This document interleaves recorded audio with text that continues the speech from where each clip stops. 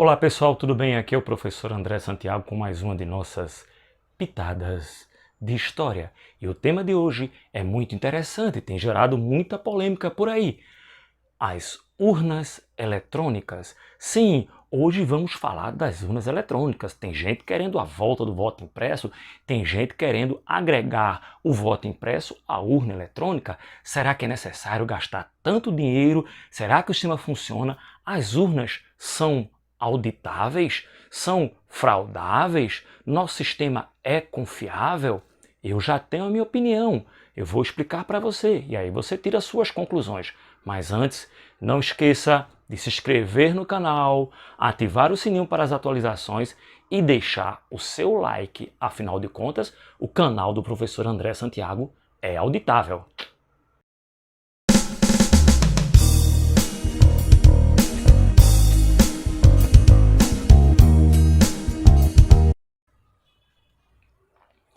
O Brasil foi um dos primeiros países a usar a votação eletrônica.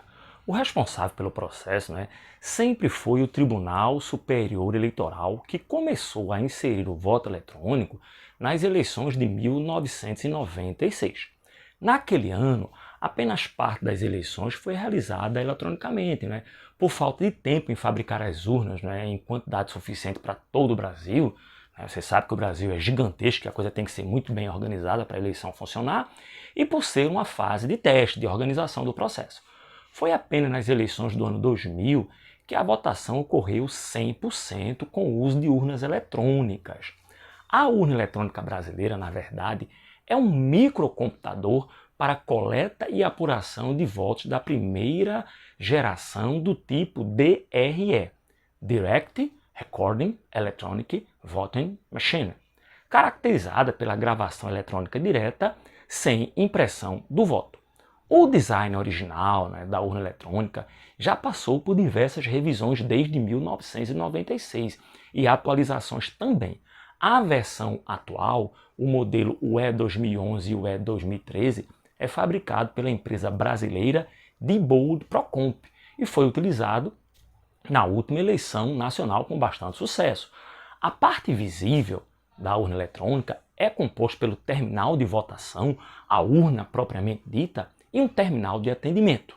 A memória é composta por dois cartões de memória flash, um interno e outro externo, com dados idênticos, onde está gravado o sistema operacional, os programas aplicativos, os dados sobre os candidatos e onde os votos vão sendo gravados através de mecanismos de segurança e redundância, de forma a dificultar desvio de votos e a quebra do seu sigilo. Tem também um pendrive para gravar o resultado ao final da votação, também chamado de mídia de resultados, porque a urna não é conectada à internet de forma alguma. Tem um módulo impressor, utilizado antes do início da votação para a impressão da zerésima, que é quando os fiscais dos partidos veem que não tem voto nenhum, e ao final da votação para a impressão do boletim de urna. Atualmente também são impressos o boletim de justificativa e o boletim de identificação dos mesários, que é aquela equipe que fica lá fazendo funcionar todo o processo. Tem um terminal do mesário, ou microterminal, que é um pequeno teclado numérico de 0 a 9 com leitor biométrico de impressão digital do eleitor, através do qual o mesário autoriza o eleitor a votar pela digitação do número do título deste eleitor. E como eu falei, atualmente existe também a identificação biométrica, onde o eleitor deposita sua digital para identificação e liberação da urna para o voto. Esse terminal do eleitor é composto de uma tela LCD e um teclado numérico de 0 a 9 que tem informação em braille e identificação da tecla número 5, que permite a localização das teclas para quem tem dificuldades visuais, na cor preta, elaborado na mesma disposição do telefone, através do qual esse eleitor com essa dificuldade, com essa necessidade especial, faz sua escolha. Possui ainda as teclas branco, a tecla branca, a tecla corrige, que é na cor vermelha, e a tecla confirma, que é na cor verde. O software é composto por uma versão do sistema Linux que impede a instalação de programas que permitam a conexão com agentes externos, criado por uma empresa aí autorizada pelo Tribunal Superior Eleitoral.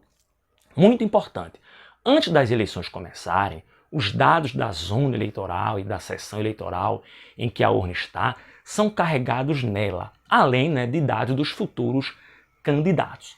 Como já falei, os dados da gravação são gravados com criptografia em um cartão compact flash e extraídos no final do processo para um pendrive USB, porque a urna não é conectada à internet. Dentro do pendrive ficam gravados o boletim da urna, o registro digital do voto, dados de quem não foi votar, justificativas e arquivo de log. Em caso de queda de energia, as baterias das urnas eletrônicas têm autonomia de funcionamento de mais de 10 horas para não parar a eleição. Sobre a segurança e a possibilidade de fraude, o Supremo Tribunal Eleitoral informa que entre novembro e dezembro do ano anterior à eleição, o TSE convoca um teste público de segurança. Especialistas são chamados a participar do desenvolvimento do software e colocar os mecanismos de segurança à prova. São testados por pessoas aí para identificar eventuais vulnerabilidades, fraquezas.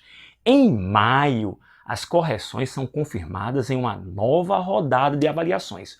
6 meses antes de cada eleição, o sistema é aberto para que mais de 15 instituições, os partidos políticos que disputam a eleição, Ministério Público, Polícia Federal, universidade, entidade de classe, se habilitem para verificar os programas, todo o código fonte do programa que serão adotados, que investiguem tudo, para que procurem aí bugs, falhas, para alertarem ao Tribunal Eleitoral e fazer a correção da eleição.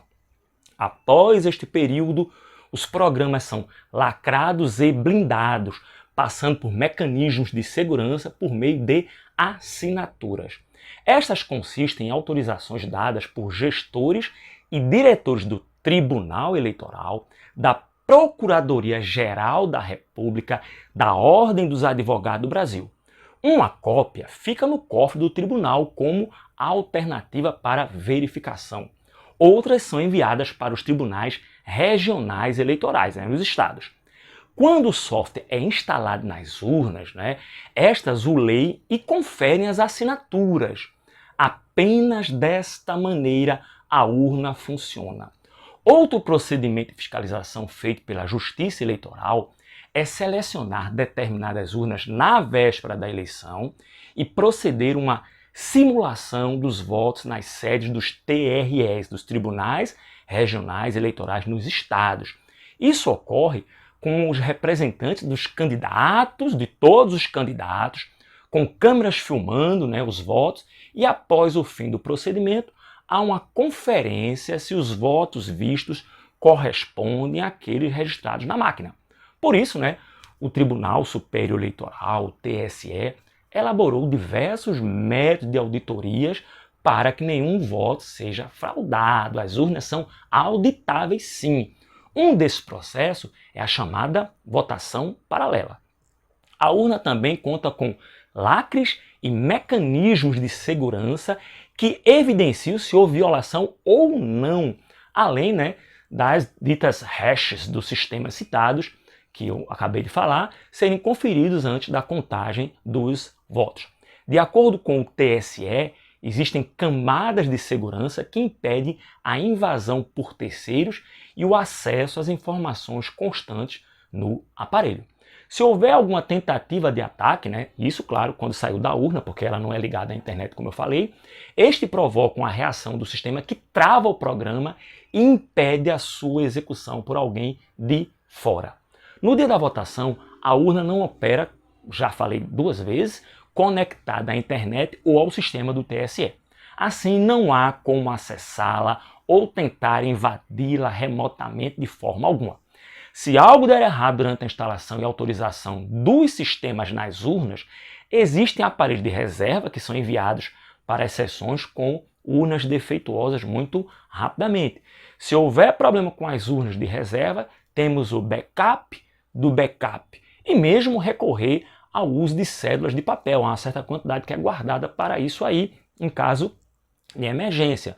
O TSE faz uso de alguns dispositivos, né, físicos e práticos para ter certeza de que a urna eletrônica brasileira não foi fisicamente violada, né, que são total controle sobre o projeto da urna eletrônica.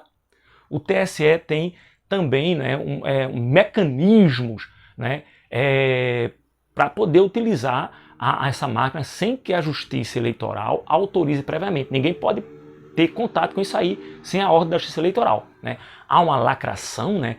Quando a urna está pronta para votação, ela recebe um lacre de segurança especial fabricado pela Casa da Moeda do governo federal, né, do Brasil.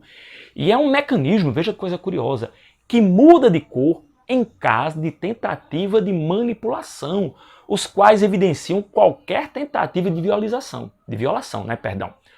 Tem o log da urna, né, que é similar a uma caixa preta de avião. É nele que os eventos são registrados para serem analisados, objetivando identificar as causas de eventuais problemas que possam ter ocorrido durante a votação. Existe também um isolamento virtual, né? A urna eletrônica ela é totalmente isolada de qualquer rede de dados, seja com fio, seja sem fio, como eu já falei. Isso impede aí qualquer ataque via internet, estou repetindo várias vezes, que é uma questão que suscita muita dúvida, né? E por fim, o envio dos votos. As mídias de resultado são encaminhadas para um centro de transmissão, que pode ser o próprio cartório eleitoral, né? O local de votação ou a sede do TRE, do Tribunal Regional Eleitoral, no Estado. Em locais de difícil acesso, a transmissão é feita por satélite. O envio dos dados é todo feito em rede privada, exclusiva da Justiça Eleitoral. Após cada pleito, o TSE e a Justiça Eleitoral avaliam o desempenho do sistema e discutem aí o que pode ser inserido, tanto nos equipamentos quanto nos programas utilizados. E, caso haja alguma reclamação dos partidos, algum questionamento de fraude, qualquer coisa, é feito uma auditoria, até porque todos os partidos, os representantes dos candidatos acompanham tudo. As nossas urnas eletrônicas são muito modernas. Nossas eleições estão, nosso sistema, né, de votação está entre os mais modernos do mundo. Pitadas de história.